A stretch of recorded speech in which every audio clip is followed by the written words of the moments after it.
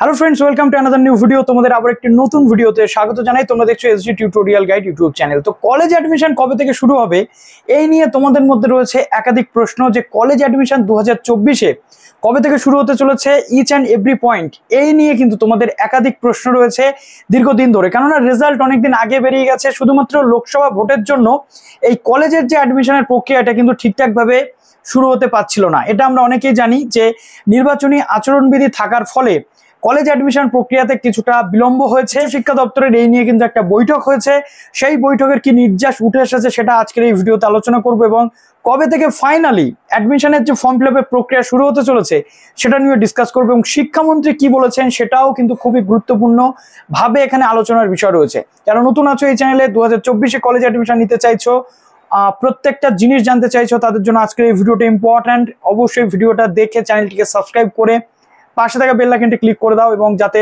সমস্ত তথ্য পেয়ে যাও। তার সাথে সাথে ভিডিওটি প্লিজ একটু লাইক এবং শেয়ার করতে একেবারেই ভুলো না।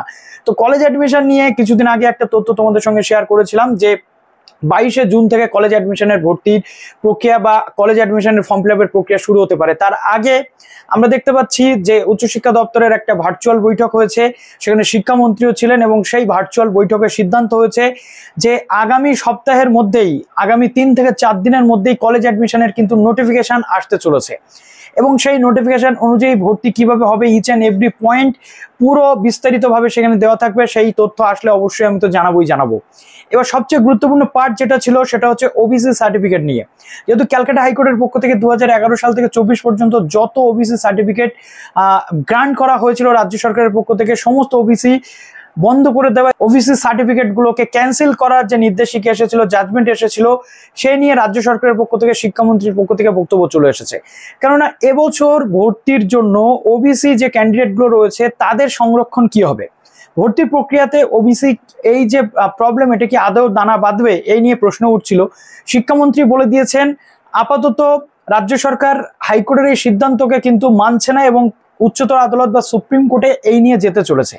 কিন্তু সুপ্রিম কোর্টে তো যাবে, তথাপি সুপ্রিম কোর্টে যাওয়ার আগে ভর্তি প্রক্রিয়া, অলরেডি সুপ্রিম কোর্টে কেস চলে গেছে, কিন্তু ভর্তি প্রক্রিয়াতে কোনো রকম ভাবে যাতে বাধা সৃষ্টি না হয় সেই জন্য রাজ্য সরকারের পক্ষ থেকে, শিক্ষামন্ত্রীর পক্ষ থেকে পরিষ্কার বলে দেওয়া হয়েছে যে ওবিসিদের যেমন ফর্ম ফিল আপের জায়গা ছিল তেমনি থাকবে। খুব শীঘ্রই সরকারিভাবে পোর্টালে এই জিনিসটা জানিয়ে দেওয়া হবে যে ওবিসিরা অ্যাপ্লাই করতে পারবে যতক্ষণ না পর্যন্ত উচ্চতর আদালত থেকে কোনো নির্দেশিকা না আসছে, এবং ওবিসিদের যেমন যে সংরক্ষণ ছিল সেই সংরক্ষণটাকেই কিন্তু মেনটেন করা হবে।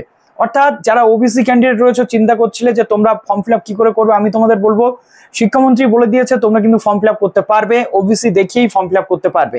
এটা একটা নিশ্চিত হওয়া গেল, এবং আমরা দেখতে পাচ্ছি শিক্ষামন্ত্রী বলেছেন যে কিছুদিনের মধ্যে মুখ্যমন্ত্রীর সাথে আলোচনা করে এই নিয়ে সরকারি বিজ্ঞপ্তিও কিন্তু চলে আসবে। এবার তোমাদের নেক্সট যে বিষয়টা রয়েছে সেটা হচ্ছে জুন মাসের, আজকে তোমাদের জুন মাসের যেটা রয়েছে সেটা হচ্ছে 7 তারিখ, 10 থেকে 11 তারিখের মধ্যেই নোটিফিকেশন কিন্তু চলে আসবে, এবং সেই অনুযায়ী ভর্তি কিভাবে হবে সেটা আমরা কিন্তু জানতে পারবো। অতএব চিন্তা একদিক থেকে তোমাদের মুক্ত হয়ে গেল যে জুন মাসের মধ্যেই তোমাদের ভর্তি প্রক্রিয়া শুরু হচ্ছে। এবং এখানে যে প্রতিবেদন বলা হয়েছে সেটা হচ্ছে উচ্চশিক্ষা সংসদের তত্ত্বাবধানে এবার সেন্ট্রালাইজড পোর্টালে ভর্তি হবে।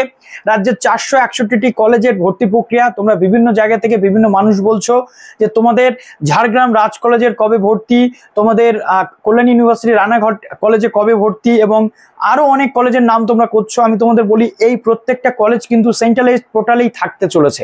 অতএব দুশ্চিন্তার কোনো কারণ নেই, তোমরা এই কলেজগুলোকে সেন্ট্রালাইজড পোর্টালেই পাবে। এবং আমি তোমাদের অলরেডি একটা ভিডিওতে বলে দেখিয়ে দিয়েছি, লাস্ট ভিডিও যদি তোমরা না দেখে থাকো সেটা তোমরা দেখো, আমি ডেসক্রিপশনে লিঙ্ক দিয়ে রাখবো, এবং এখানে ছবিটা দিয়ে দিলাম যে লাস্ট ভিডিওতে কিন্তু তোমরা পুরো জিনিসটা দেখতে পাবে যে কিভাবে ভর্তি প্রক্রিয়া স্টেপ বাই স্টেপ এবার হতে চলেছে।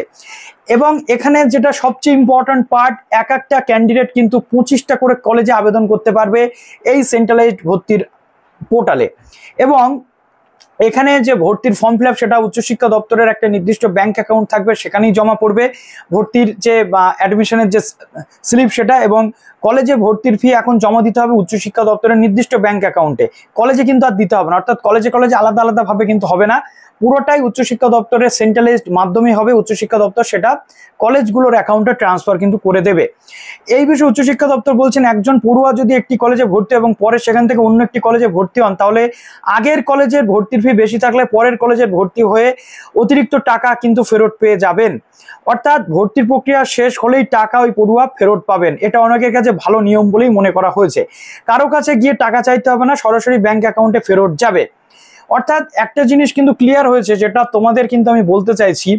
প্রথমত বলা হচ্ছে যে যদি কোনো ক্যান্ডিডেট 6,000 টাকা দিয়ে কোনো একটা কলেজে ভর্তি হয়, সেই কলেজ থেকে যদি অন্যত্র কোনো কলেজের চান্স পায়, সেখানে দেখা যাচ্ছে ভর্তি ফি রয়েছে 4,000 টাকা, তাহলে 2,000 টাকা যে আগে পেমেন্ট করেছিল ক্যান্ডিডেটরা, সেই টাকাটা কিন্তু তাদের ব্যাংক অ্যাকাউন্টে অটোমেটেড সিস্টেমে চলে যাবে, অর্থাৎ রিফান্ড সে পেয়ে যাবে।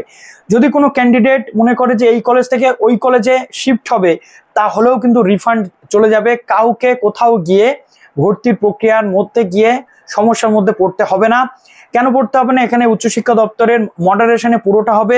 কোনো ক্যান্ডিডেট আপগ্রেডেশন করলে বা কোনো ক্যান্ডিডেট কোনো কলেজে ভর্তি বাতিল করলে, সেই কলেজ থেকে অটোমেটিকভাবে নেক্সট যে কলেজে সে চান্স পাবে সেখানে তার সমস্ত ডেটা কিন্তু ক্যারি ফরওয়ার্ড হয়ে যাবে। তো এই নিয়মটা অত্যন্ত আমার মনে হয় অত্যন্ত একটা ভালো নিয়ম। আপনাদের কি মনে হচ্ছে কমেন্ট সেকশন জানতে ভুলবেন না। ভালো থাকবেন সবাই, বেস্ট অফ লাক।